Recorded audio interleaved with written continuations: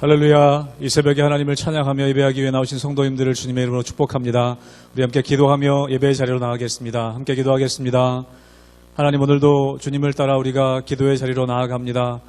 겟세마네 동산에서 정말 땀방울이 핏방울이 될 때까지 기도하셨던 주님처럼 저희들 어려운 상황 가운데에도 주님만을 바라보며 기도할 때에 우리를 만나시는 하나님의 은혜를 경험케 하여 주시옵소서. 이 시간 주님의 영광을 보기를 원합니다. 은혜 허락하여 주시옵소서. 감사하며 예수님의 이름으로 기도하옵나이다. 아멘.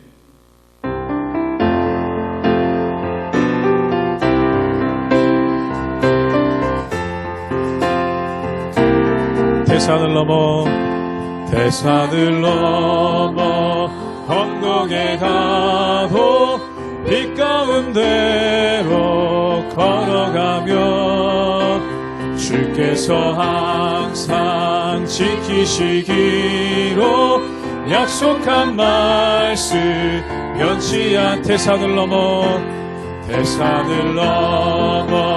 험곡에 가도 빛 가운데로 걸어가며 주께서 항상 지키시기로 약속한 말씀 변치 않네. 하늘의 영광 나의 맘속에 차고도 넘쳐 할렐루야를 힘차게 불러 영원히 주를 찬양하. 캄캄한 밤에 다닐지라도 주께서 나의 길 되시고 나에게 밝은 빛이 되시니 길 잃어버릴 염려. 아멘. 하늘의 영광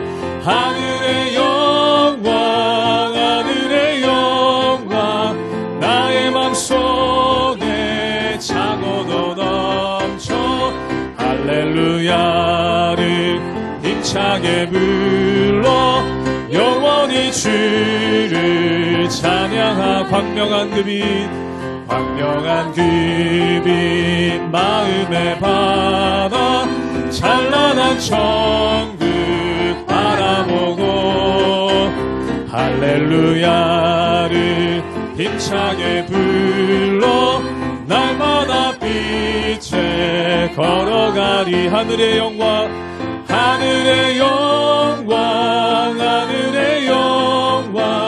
나의 맘속에 차고도 넘쳐 할렐루야를 힘차게 불러 영원히 주를 찬양. 하늘의 영광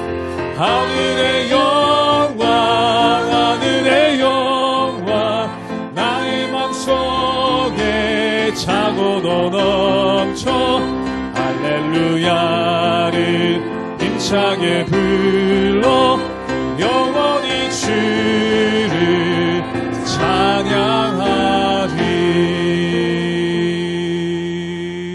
아멘.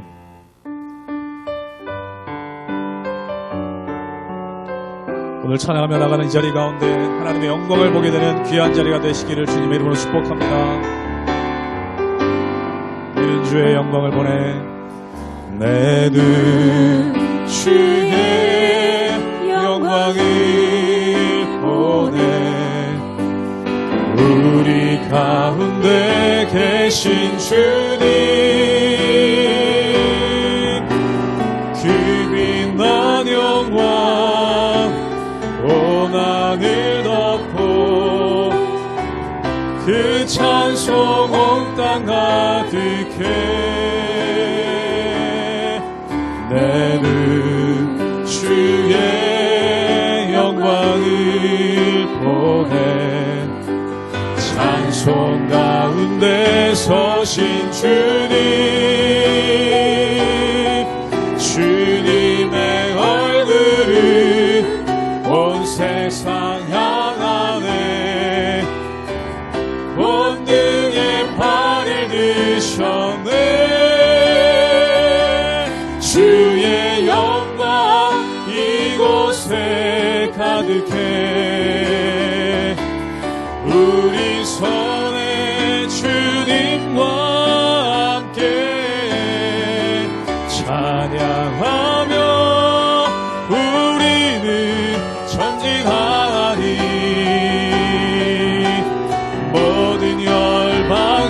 볼 때까지 내는 주의 영광을 보내 내는 주의 영광을 보내 우리 가운데 계신 주님 그 빛난 영광 온 하늘 덮어 그 찬송 온 땅 가득해 내는 주의 영광을 보내 내는 주의 영광을 보 찬송 가운데 주신 찬송 가운데 서신 주님 주님의 얼굴은 온 세상 향하네 권능의 팔을 드셨네 권능의 팔을 드셨네 주의 영광 이곳에 가득해 우리 손에 주님과 함께 찬양하며 우리는 전진하리 모든 열방 한 번 더 우리 고백하기 원합니다. 주의 영광 이곳에 가득해 주의 영광 이곳에 가득해 우리 손에 주님과 함께 찬양하며 우리는 전진하리 모든 열방 주 볼 때까지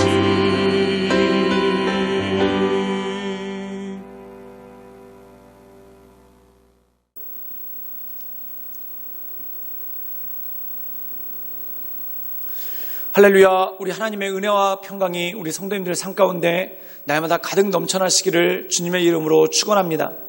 마태복음 1장에 보면은 예수님께서 이 땅에 탄생하시는 것에 나오게 됩니다. 그리고 구약의 성취를 우리에게 뜻하기 위해서 예수님의 족보에 대해서 얘기하고 있죠. 우리가 이 예수님의 족보를 가만히 보면은 창세기 12장에서부터 쭉 이어지게 됩니다.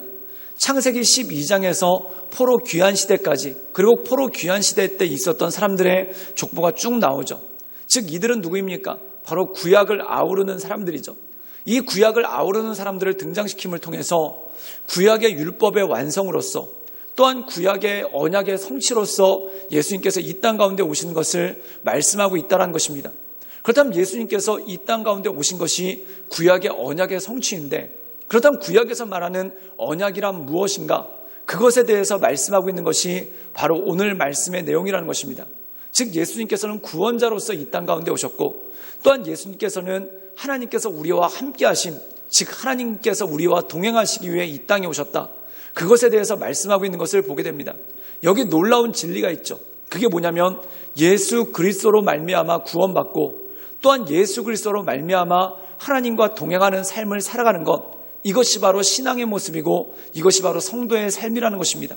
그러므로 우리가 이 말씀을 읽고 우리를 구원하신 주님께 감사하며 또한 우리와 날마다 함께 하시는 동행하시는 그 주님을 바라보며 하나님의 은혜 가운데 서나가시는 우리 모든 성도님들 되시기를 주님의 이름으로 축원합니다. 마태복음 1장 18절에서 25절 말씀입니다. 예수 그리스도의 나심은 이러하니라. 그의 어머니 마리아가 요셉과 약혼하고 동거하기 전에 성령으로 잉태된 것이 나타났더니 그의 남편 요셉은 의로운 사람이라 그를 드러내지 아니하고 가만히 끊고자 하여 이 일을 생각할 때에 주의 사자가 현몽하여 이르되 다윗의 자손 요셉아 내 아내 마리아 데려오기를 무서워하지 말라. 그에게 잉태된 자는 성령으로 된 것이라. 아들을 낳으리니 이름을 예수라 하라. 이는 그가 자기 백성을 그들의 죄에서 구원할 자이심이라 하니라. 이 모든 일이 된 것은 주께서 선지자로 하신 말씀을 이루려 하심이니 이르시되 보라 처녀가 잉태하여 아들을 낳을 것이요 그의 이름은 임마누엘이라 하리라 하셨으니 이를 번역한즉 하나님이 우리와 함께 계시다 함이라. 요셉이 잠에서 깨어 일어나 주의 사자의 분부대로 행하여 그의 아내를 데려왔으나 아들을 낳기까지 동침하지 아니하더니 나음에 이름을 예수라 하니라. 오늘 말씀 가운데 보면은 요셉에게 나타나서 천사가 예수님이 이 땅 가운데 오실 것에 대해서 고지하는 장면이 나옵니다. 그렇다면 예수님께서 이 땅 가운데 오신 목적이 무엇인가? 그것이 오늘 말씀 가운데 보면은 너무나 잘 드러나 있죠. 우리 함께 마태복음 1장 21절의 말씀을 읽도록 하겠습니다. 제가 읽겠습니다. 아들을 낳으리니 이름을 예수라 하라. 이는 그가 자기 백성을 그들의 죄에서 구원할 자의심이니라 하니라. 오늘 말씀 가운데 보면은 예수님의 이름이 무엇입니까? 바로 예수입니다. 예수라는 이름의 뜻은 무엇일까요? 자기 백성을 그들의 죄에서 구원할 자이심이다.